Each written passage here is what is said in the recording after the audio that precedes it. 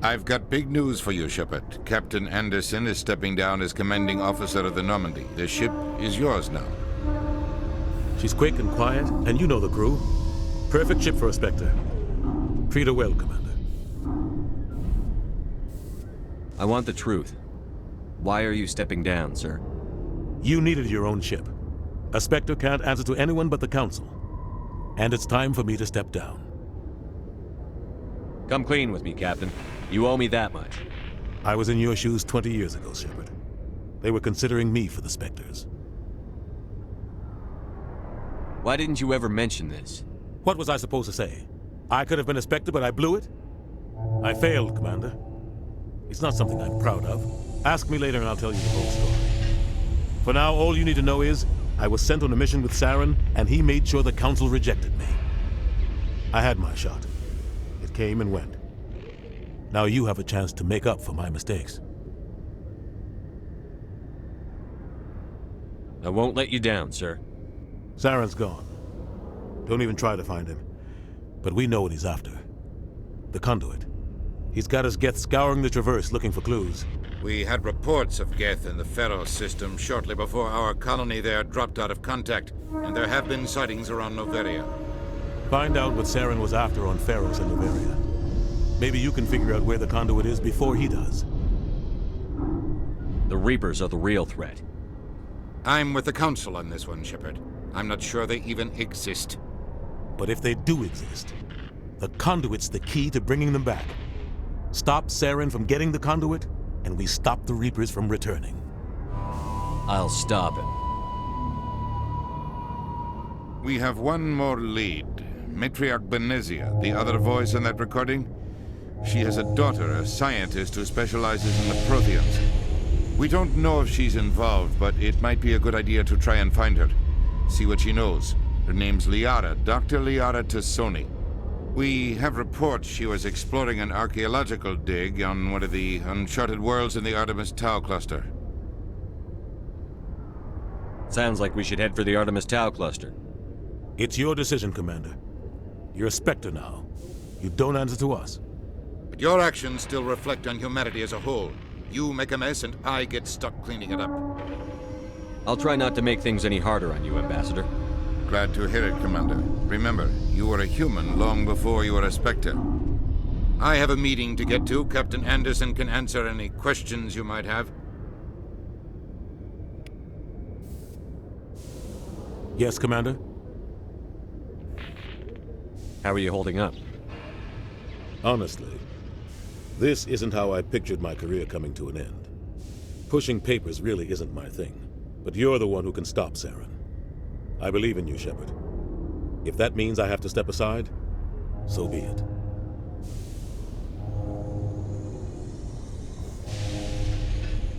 Tell me what happened with you and Saren 20 years ago. It's close to 20 years ago now. Ambassador Goyle was our representative here on the Citadel. Like Udina, she wanted to get a human into the Spectres. She chose me. The Council sent Saren to keep an eye on me and evaluate my performance, just like they sent Nihilus to keep tabs on you. Why weren't you honest with me? It's not something I'm proud of. I had a chance to become the first human Spectre, and I failed. Saren made sure of that. I think I deserve the whole story. We had intel on a rogue scientist being funded by Batarian interests. He was trying to set up a facility to develop illegal AI technology out in the Verge. Alliance intel had done all the work, but the Council wanted a Spectre involved. We compromised. I was assigned to help Saren in his investigation. We tracked the scientist to a refining facility on Kamala. He was hidden away somewhere inside, protected by an army of Batarian mercenaries. The plan was simple. Sneak into the plant, capture the scientist, sneak back out. Quick, quiet, and a minimum of bloodshed. I'm guessing things didn't go as planned. Saren and I split up to cover more ground. Then about halfway through the mission, there was a massive explosion in the refinery core. Officially, it was ruled an accident, but I think Saren detonated it on purpose to draw off the enemy guards. Sounds like overkill to me. The explosion tore the refinery to shreds. The whole place was on fire. Black chemical clouds poured out into the atmosphere. Nobody inside survived. There was a camp for the workers and their families nearby. Between the fires and the toxic fumes, the final death count was over 500. Mostly civilians. Saren didn't care. The target was eliminated, mission accomplished. And I ended up taking the blame. That ended all talk of me joining the Spectres. Saren caused the explosion. How'd he pin it on you? In his report, Saren accused me of blowing his cover. He said it was my fault the guards were ready for us. He claimed that's why it turned into a massacre. Saren's report was all the proof the Council needed to kill my chances of becoming a Spectre. Don't blame yourself, Captain. I don't. I blame Saren. I think he wanted things to go bad. He was looking for an excuse to blow that refinery. Maybe he just likes the violence. Maybe he was just trying to make me look bad to keep humans out of the Spectres. If so, he pulled it off. Why'd you let him get away with it? Who do you think the Council was going to listen to? Me? Or their best agent? I had a bad feeling about him right from the start. I should have been more careful. Maybe I could have stopped things before they got out of hand. The only thing I care about is stopping Saren. You're right, Commander. It's no good living in the past. What do you know about the Artemis Tau cluster? Not much. I've never been there myself. A handful of systems with a few small, uncharted worlds, but no real colonies. Might not be easy finding Dr. Tassoni out there. My advice is to look for the world with the Prothean ruins. Any extra intel you can give me on our colony at Pharos? The entire planet used to be one giant Prothean city. Mostly ruins now. But some of the infrastructure is still intact. The colony tried to build on what the Protheans left behind. We lost all contact with them when the Geth attacked. What can you tell me about Novaria? Novaria's trouble. Always has been. The whole planet's basically a center for corporations to conduct illegal research. Watch your back there, Shepard. Spectres are about the only form of Citadel authority Novaria respects. But they aren't popular. I should go. I'll be here if you need anything.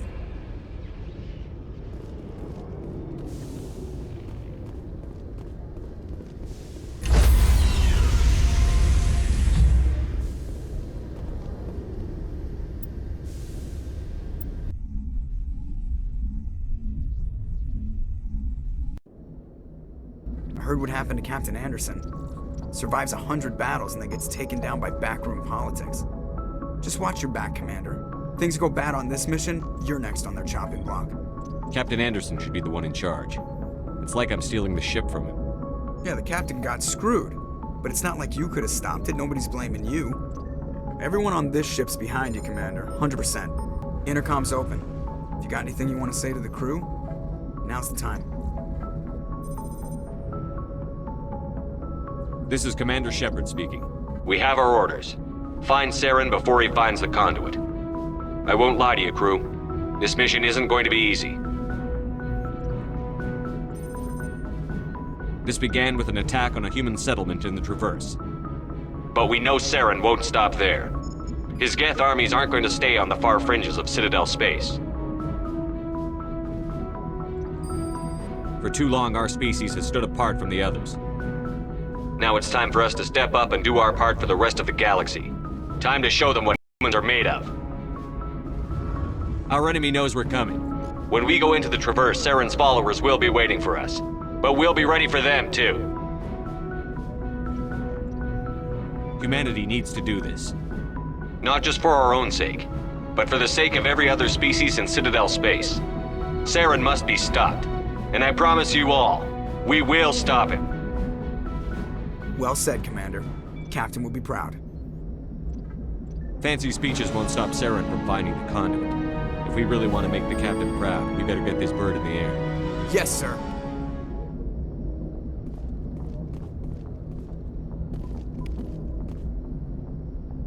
Commander, something you need? How's the Normandy performing? Is she everything they said she'd be? She's the best ship in the fleet. If you've got a pilot who knows how to handle her. Balance isn't what you'd expect. Takes a while to get used to that oversized drive core we got stuffed in the back, and her power can sneak up on you if you're not careful. The Normandy's probably too much ship for your average Alliance pilot, Commander. Lucky for you, I'm anything but average. I like to know my crew. Mind if I ask you a few questions? I can see where this is going. You did a background check on me, didn't you? Well, I'll tell you the same thing I told the captain. You want me as your pilot. I'm not good. I'm not even great. I am the best damn helmsman in the Alliance fleet. Top of my class in flight school, I earned that. All those commendations in my file, I earned every single one. Those weren't given to me as charity for my disease. I'm sorry, Joker. I didn't even know you were sick. You mean you didn't know? Oh, crap. Okay, I've got Vrolik syndrome, brittle bone disease. The bones in my legs never develop properly. They're basically hollow, too much force and they'll shatter. Even with crutches and my leg braces, it's hard to get around. One wrong step and crack! It's very dramatic, but I've learned to manage my condition, Commander. Put the Normandy in my hands and I'll make her dance for you. Just don't ask me to get up and dance unless, you like the sound of snapping shin bones. I need to know more about this Vrolik syndrome if I'm putting my ship in your hands. Yeah, of course you do. It's an extremely rare condition. Nobody knows exactly what causes it. Genetic, maybe. It's treatable, but there's no cure. I classify my case as moderate to severe. I was born with over a dozen fractures, hip, thighs, ankles. My bones were already breaking in the womb. 100 years ago, I wouldn't have survived past my first year. Lucky for me, modern medical science has turned me into a productive member of society. You're not gonna break a bone trying to fly the ship, are you? I don't fly with my feet, Commander, so I'm fine as long as I'm in this chair. I gotta be real careful when I get up to take a piss, though. I can do my job as well as anyone on the ship. Better, actually. So don't worry about it. I'm not trying to make you uncomfortable. Let's talk about something else. Whatever you want, Commander. Why does everyone call you Joker? It's a lot shorter than saying Alliance Flight Lieutenant Jeff Moreau. Plus, I love to make little children laugh. I was just thinking how much you remind me of Santa Claus. Look, I didn't pick the name. One of the instructors in flight school used to bug me about never smiling. She started calling me Joker, and it stuck. Why didn't you ever smile? Hey, I worked my ass off in flight school, Commander. The world's not gonna hand you anything if you go around grinning like an idiot. By the end of the year, I was the best pilot in the academy, even better than the instructors, and everybody knew it. They'd all got their asses kicked by the sickly kid with the creaky little legs. One guess who was smiling at graduation? I have to go. All right, see ya.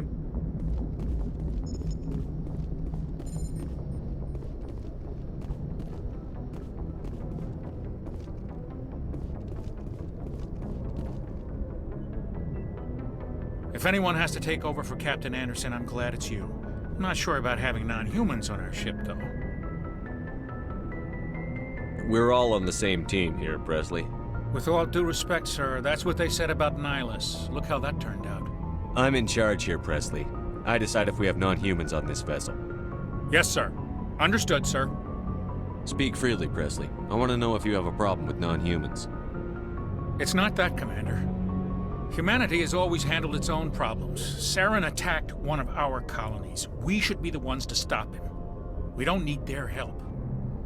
Some people think asking for help is a sign of weakness. That's just being stupid and stubborn. No matter how strong you are, allies can make you stronger.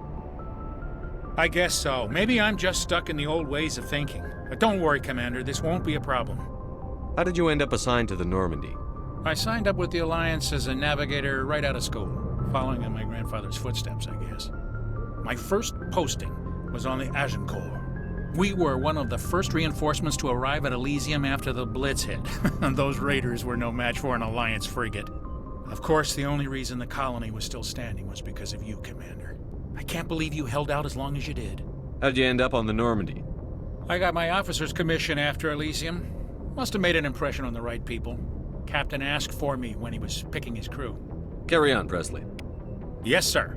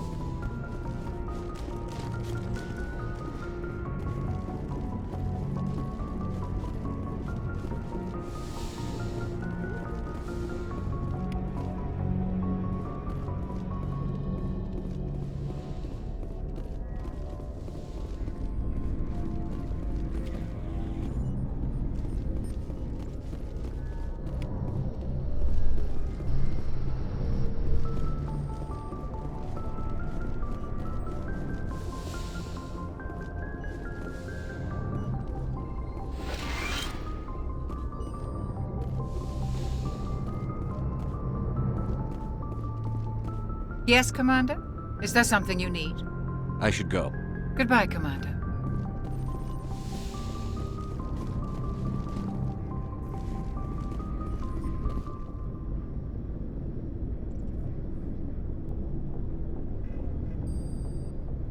Anything you need, Commander? What's your opinion on the last mission? I don't see how we could have done things any better. At least not without getting to Eden Prime sooner. And we were on the scene faster than any other Alliance ship could have been. Just trying to get a sense of where the crew's at. Thoughts? I've wasted enough of your time for now, Commander. We'll have time for personal debriefings later. We'll talk another time, Lieutenant. Commander?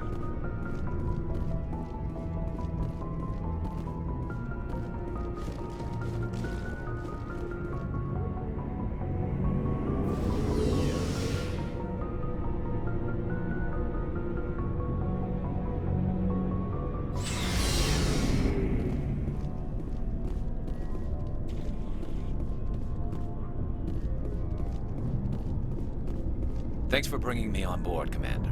I knew working with a Spectre would be better than life at CSEC. Have you worked with a Spectre before? Well, no, but I know what they're like. Spectres make their own rules. You're free to handle things your way. At CSEC, you're buried by rules. The damn bureaucrats are always on your back. For the most part, the rules are there for a reason. Maybe. But sometimes it feels like the rules are only there to stop me from doing my work. If I'm trying to take down a suspect, it shouldn't matter how I do it, as long as I do it. But CSEC wants it done their way. Protocol and procedure come first. That's why I left. So you just quit because you didn't like the way they do things? There's more to it than that. It didn't start out bad, but as I rose in ranks, I got saddled with more and more red tape. CSEC's handling of Saren was typical. I just couldn't take it anymore. I hate leaving. I hope you made the right choice. I'd hate for you to regret it later. Well, that's sort of why I teamed up with you. It's a chance for me to get off the Citadel, see how things are done outside CSEC. Either way, I plan to make the most of this. And without CSEC headquarters looking over my shoulder, well, maybe I can get the job done my way for a change. If getting the job done means endangering innocent people, then no. We get the job done right, not fast. Got it? I wasn't trying to. I understand, Commander.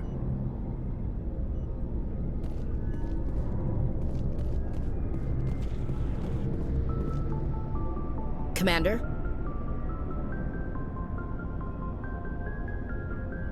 What's your opinion on the last mission? Kinda wish you'd got there sooner, Commander.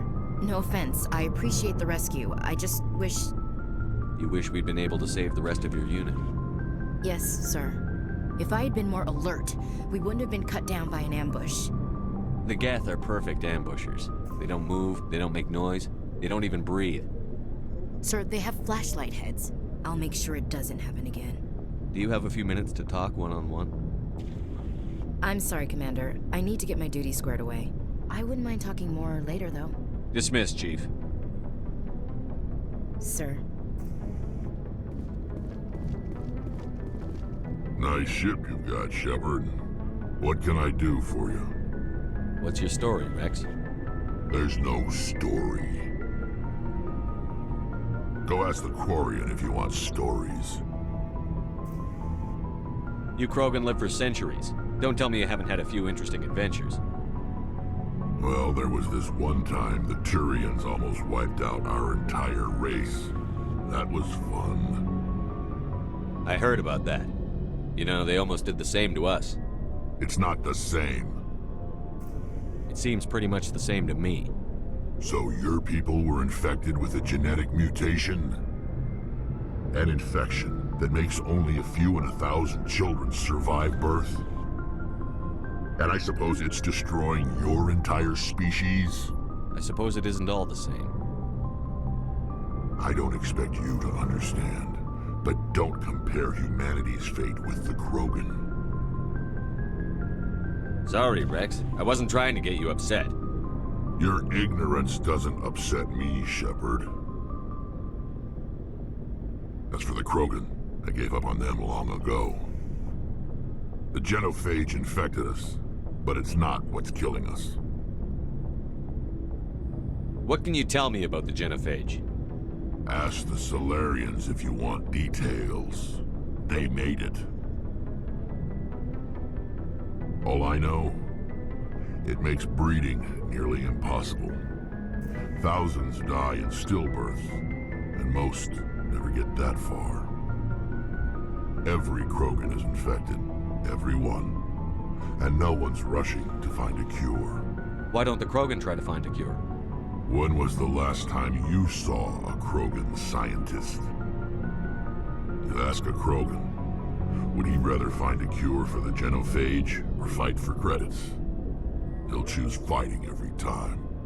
It's just who we are, Shepard. I can't change that. Nobody can. Are your people really dying? We're sure not getting any stronger.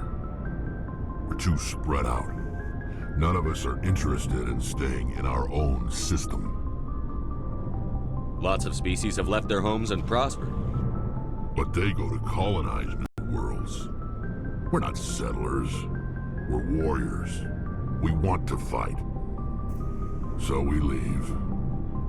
Hire ourselves out. And most of us never go back. So long, Rex. Shepard.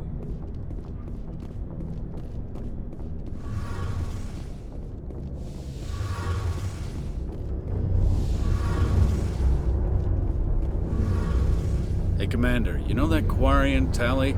She's been spending all her time down here asking me about our engines. I'll tell her to leave you alone. What? No, she's amazing. I wish my guys were half as smart as she is. Give her a month on board and she'll know more about our engines than I do.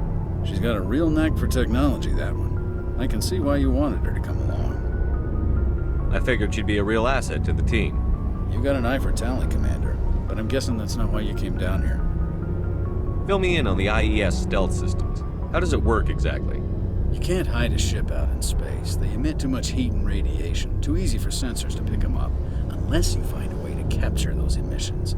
So our stealth systems trap the energy we give off in storage sinks built into the ship itself. No emissions to give away our location. Eventually the sinks have to be vented. More than a few hours silent running and they overheat. Cook us inside our own hull. There's no way for anyone to detect us? A visual scan can still pick us up. Anyone looking out a window can see us plain as day. But you have to be pretty close to get an actual visual out in space. Most vessels rely on scanners. As long as the stealth systems are engaged, they can't see us. Not unless we accelerate to FTL speeds. Why doesn't it work with faster-than-light travel? Cranking up to FTL blue shifts our emissions, pushes them into frequencies too high to capture in the sinks. As soon as we make the jump, it's like setting off a flare. Sensors can pick up our location whenever we enter or exit FTL flight, but for short-range missions, our stealth systems are amazing, and we've got the only one. I want to know more about the Normandy. She's the best ship I've ever served on, probably the fastest vessel ever designed, and she's the only one using the new Tantalus drive core. What's so special about the Tantalus drive core? Proportionally, it's about twice the size of any other vessel. Not only are we faster, we can run at FTL speeds longer before we have to discharge the core. Where else have you served, Adams? If you name a class of Alliance ship, I've probably served on it. Everything from dreadnoughts and carriers right down to frigates like the Normandy. My last assignment was on the Tokyo, only a cruiser, but she was a good ship. Couldn't hold a candle to the Normandy, though. Carry on, Adams. Aye, aye, Commander.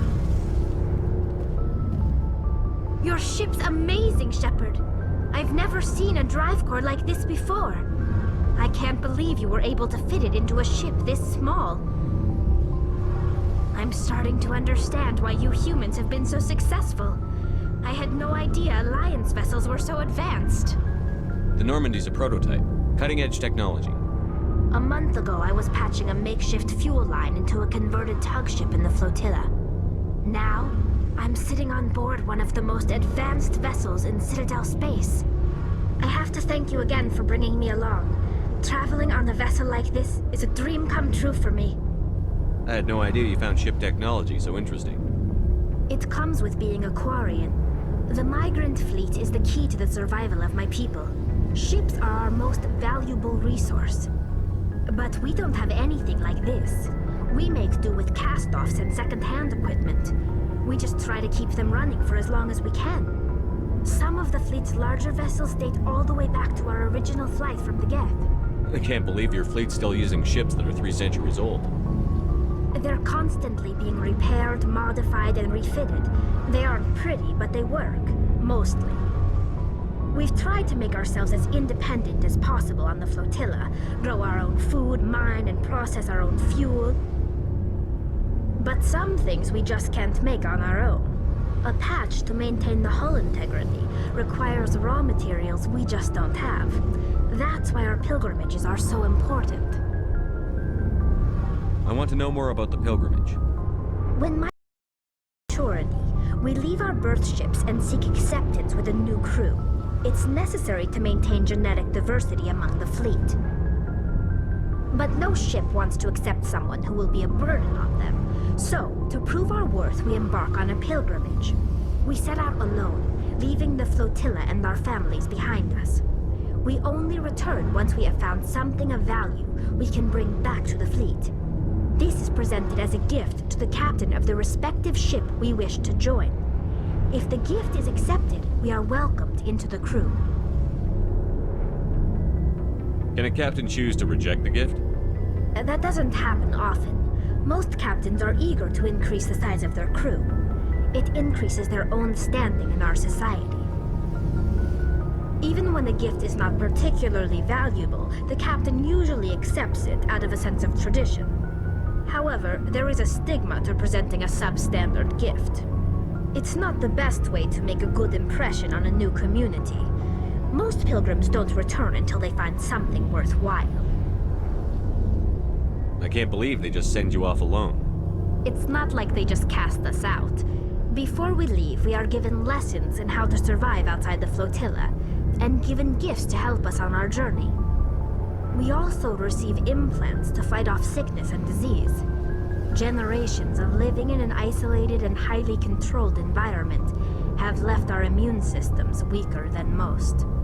By the time we leave the fleet, we are well equipped for the pilgrimage. This is a rite of passage for all Quarians. If it were dangerous, our numbers would suffer. Virtually every pilgrimage ends with a triumphant return and the ritual presentation of the gift to one of the fleet's captains. I want to talk about something else. Like what? Tell me about your people. Our lives aren't easy. Resources are scarce, and we are constantly on the move. Everything we do must in some way contribute to the continuation of the migrant fleet.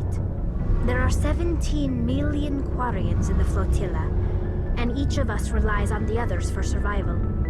The bonds among my people are strong. Unfortunately, we have had to surrender many of the freedoms and civil liberties other species take for granted. What kind of freedoms? Well, it's illegal for parents to have more than one child. If our population grows too much, it would strain our resources to their breaking point. Of course, we also can't allow our numbers to become too few. If our population is in decline, the rule against single births is temporarily repealed. In extreme cases of population decline, incentives are even offered to encourage multiple births, though the Conclave hasn't had to take such measures in nearly a century. That's your government. The Conclave is our civilian branch of government. Each ship can elect a representative to serve on the Conclave and make decisions that affect the fleet as a whole. On matters that affect an individual ship, however, the captain has the final say. It's a tradition that dates back to the early days, when the fleet was governed by martial law. Fortunately, most captains nowadays are smart enough to have an elected council from their crew to give them advice and guidance.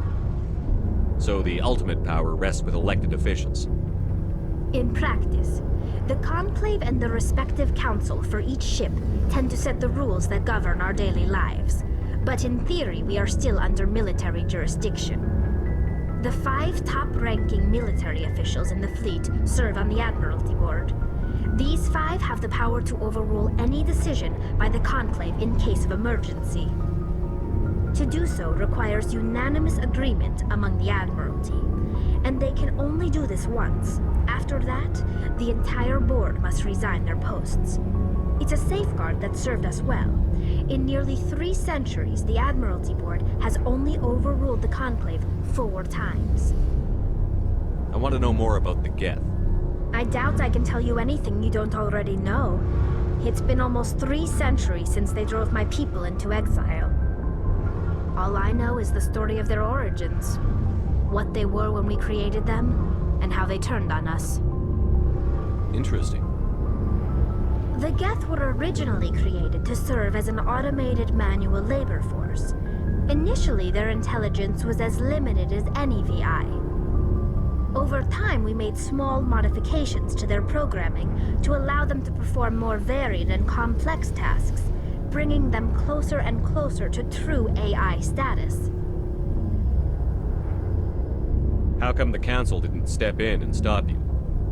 This wasn't true AI research. We may have been skirting the bounds of the law, but we never did anything that was actually illegal. The changes were so insignificant, so gradual, that we were able to control them. Or so we thought. But one thing we underestimated was the power of the neural network. A million Geth thinking simultaneously created an inherently unstable matrix. So, the Geth share brain power?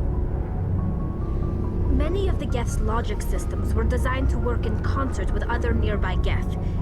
Basically, the more of them you have in the group, the smarter they are.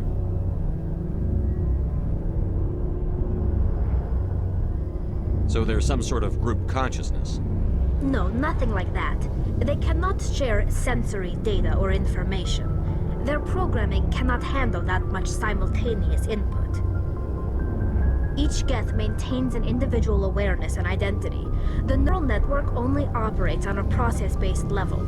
It's basically the synthetic equivalent of a subconscious. But when they're in close proximity, they can coordinate low-level functional processes, freeing up more capacity for original or independent thought.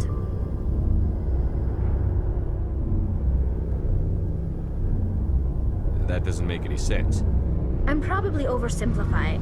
The Geth are incredibly advanced and complex creations.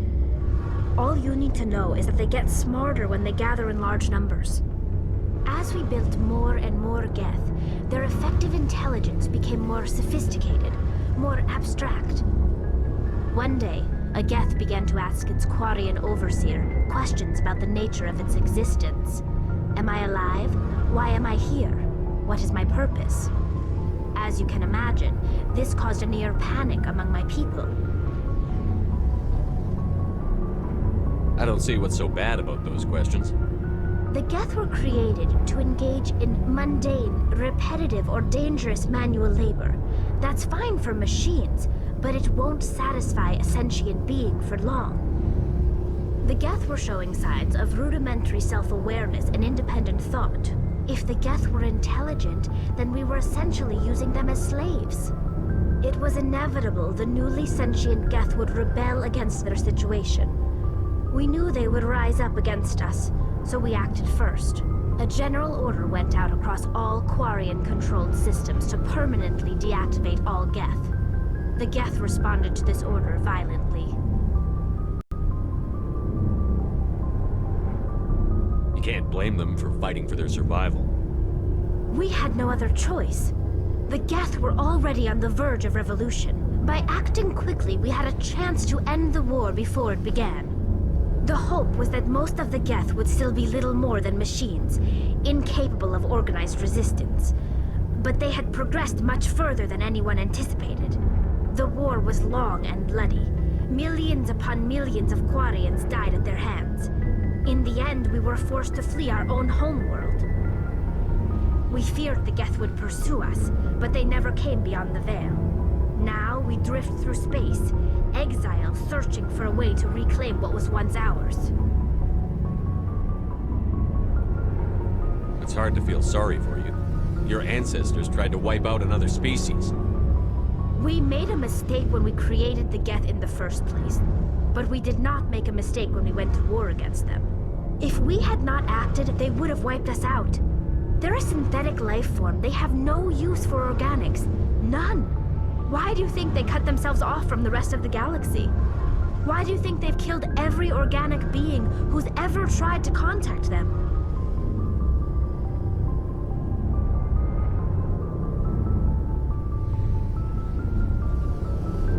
I didn't mean to offend you. I'm sorry. I didn't mean to get so worked up. Most Quarians tend to have pretty strong opinions about the Geth. I should go. See you later.